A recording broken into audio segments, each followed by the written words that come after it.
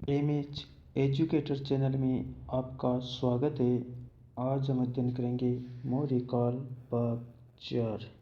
तो चलिए शुरू करते हैं। पहला प्रश्न है, इस सुमेलित का चयन कीजिए। मौर्यकालीन उच्च अधिकारी और संबंधित विभाग। 1 कर्मांतिक उद्योगों एवं कारखानों का अध्यक्ष। 2 आठविक वन विभाग का प्रधान। 3 दोवारिक नगर का प्रमुख न्यायाधीश। 4 प्रदेष्टा फौजदारी न्यायालय का न्यायाधीश।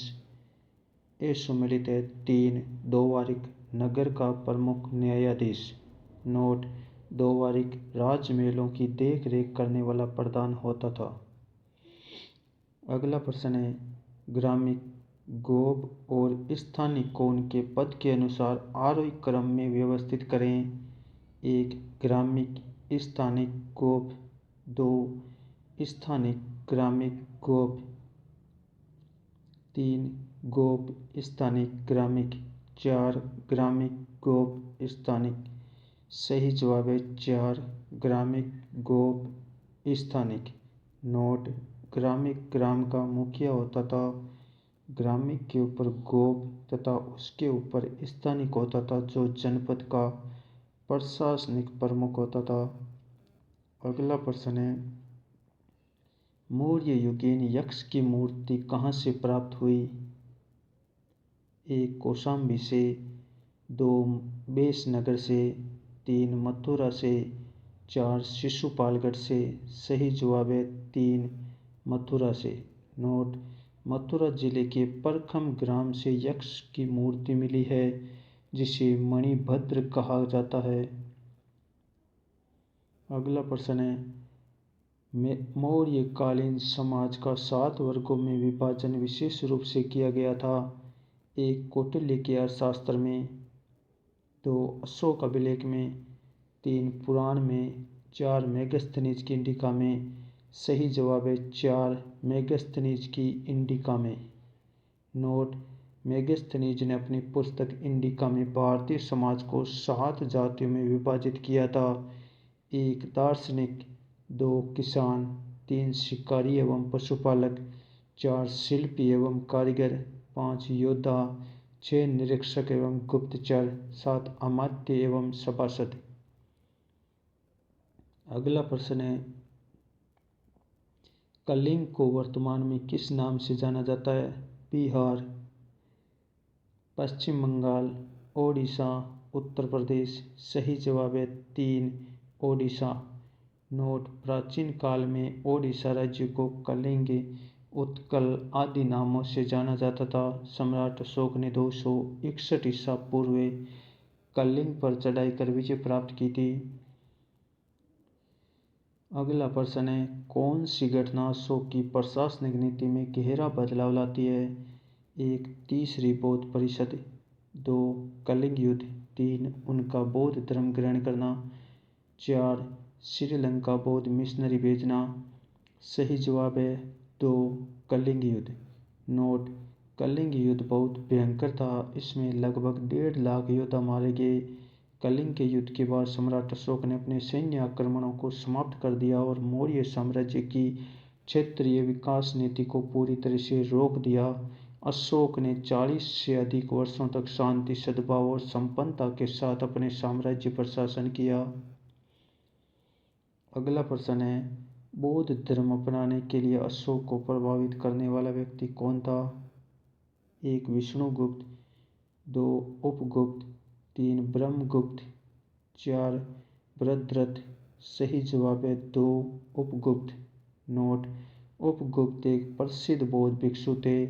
इन्हें अलक्षणक बुद्ध भी कहा जाता है। इन्होंने 18 लाख व्यक्तियों को बौद्ध धर्म में दीक्षित किया था। बौद्ध परंपरा के अनुसार ये सम्राट अशोक के धार्मिक गुरु थे और इन्होंने ही अशोक को बौद्ध धर्म की दीक्षा दी थी।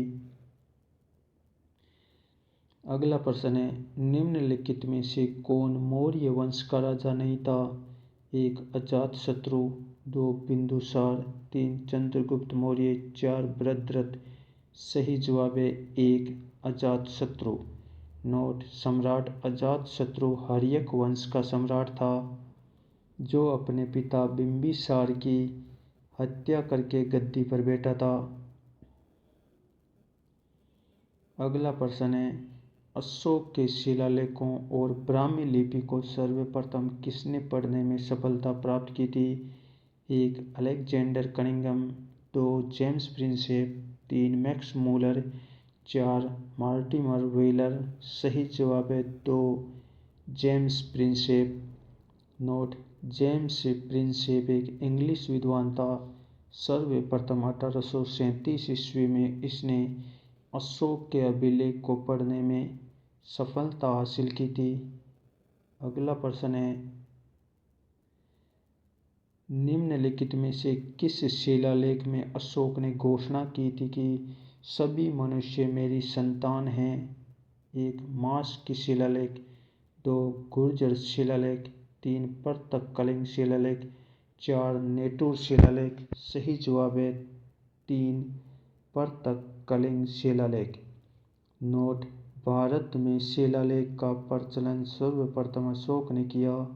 अशोक के शिलालेखों की खोज 1750 ईस्वी में टी फैनतलर ने की, परंतु अशोक के अभिलेखों को पढ़ने में पहली सफलता 1837 ईस्वी में जेम्स प्रिंसेप को मिली।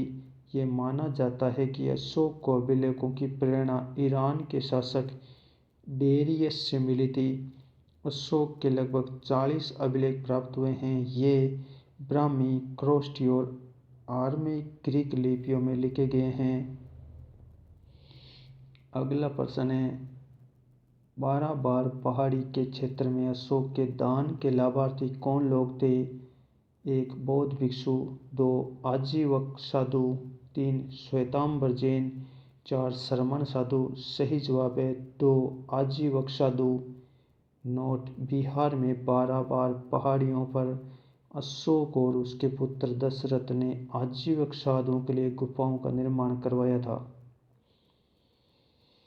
अगला प्रश्न है, सुदर्शन झील का सर्वप्रथम उल्लेख किस शिलालेख में मिलता है? 1. शाहबाजगढ़ी शिलालेख, 2. धौली शिलालेख, 3. कंधार शिलालेख, 4. गिरनार शिलालेख। सही जवाब है 4. गिरनार शिलालेख। नोट: इस शिलालेख में एक बहुत बड़े सुदर्शन सरोवर का उल्लेख मिलता है। गिरनार शिलालेख जूनागढ़ के निकट स्थित है। अगला प्रश्न है, मौर्य प्रशासन कितने प्रांतों में विभाजित था? 1. 11, 2, 5, 3, 2, 4, 7। सही जवाब है 2, 5। नोट: मौर्य साम्राज्य की राजधानी पाटलिपुत्र आधुनिक पटना थी। इसके अतिरिक्त साम्राज्य को प्रशासन के लिए 5 प्रांतों में बांटा गया था। प्रारंभ में प्रांतों की संख्या 4 थी, लेकिन अशोक के समय एक प्रांत कलिंग और बढ़ गया था, जिसकी राजधानी तोसली थी। अगला प्रश्न है, अशोक के समय कलिंग की राजधानी थी। 1. पाटलिपुत्र, 2. तक्षशिला, 3. तोसली, 4. सुवर्णगिरी। सही जवाब है 3. तोसली। अगला प्रश्न है, मौर्य प्रशासन में नगर की शासन व्यवस्था का संचालन कौन करता था? 1. पुरोहित, 2. समाहर्ता, 3. पौर, 4. नागरक। सही जवाब है 4. नागरक। नोट: कौटिल्य के अर्थशास्त्र के अनुसार नगर के शासक को नागरिक नागरक कहते थे। शासन की सुविधा के लिए नगर को भी अनेक उप विभागों में विभक्त किया जाता था, जिनके शासक स्थानिक और गोप कहलाते थे। स्थानिक प्राय नगर के चौथे भाग का शासक होता था और गोप 10, 20 या 40 परिवारों के छोटे उप विभाग का नगर कोतवाल को पौर कहा जाता था। अगला प्रश्न है, मौर्य काल में फल, मूल और तरकारियों पर लगने वाला कर था। 1. वार्ता, 2. सेतु, 3. आयात प्रवेश्य कर, 4. निर्यात निष्क्राम्य कर। सही जवाब है 2. सेतु। नोट: कौटिल्य कृषि, पशुपालन तथा व्यापार के लिए वार्ता शब्द का प्रयोग करता है। सीता राजकीय भूमि से होने वाली आय बलि एक प्रकार का राजस्व कर, हिरण्य कर, अनाज के रूप में नहीं लेकर नकद लिया जाता था।